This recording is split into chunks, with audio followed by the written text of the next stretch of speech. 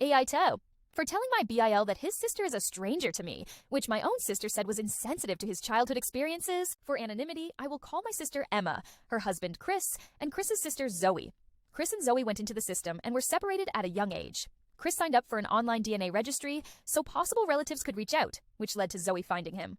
Based on the reasoning she gave for reaching out now, I have serious suspicions as to what her real intentions are for reaching out. But even giving her the benefit of the doubt, it's been only a few months and is still too soon for me. I will say that Zoe seems nice, but it hasn't been long. I don't know what kind of person she is or how stable this relationship is, which is why I am not comfortable introducing my children to her beyond shared holiday events or having them interact with Zoe beyond that capacity. Emma and Chris are pushing me to get the kids more involved, specifically shared auntie days and play dates with the cousins since me and Zoe's kids are similar in age.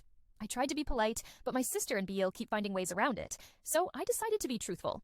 I explained to Emma and Chris why I was not comfortable with my kids interacting with Zoe beyond special occasions, which led to a disagreement. They said that they want Zoe and her kids to feel included by the entire family, especially given Zoe's circumstances. My children have already experienced trauma related to losing family members. What if I let them get attached to their auntie and cousins, BIL and his sister decide to have a falling out, and then Zoe and her kids suddenly vanish from our lives? I have to be cautious for my kids' sake and consider how they will be affected. I told Emma and Chris that I will reconsider if it is proven with time that this connection is stable and honest on Zoe's end. But frankly, Zoe is a stranger, and the needs of my kids come before a stranger and her kids.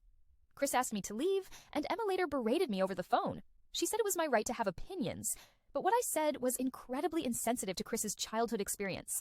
She says I have shown a lack of empathy towards Chris and should consider how he feels growing up without family, and now having the family he found reject Zoe and him by extension.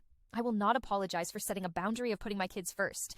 However, is Emma right that the way I said it was unacceptable and my statement was insensitive to Chris's childhood experience? AITA.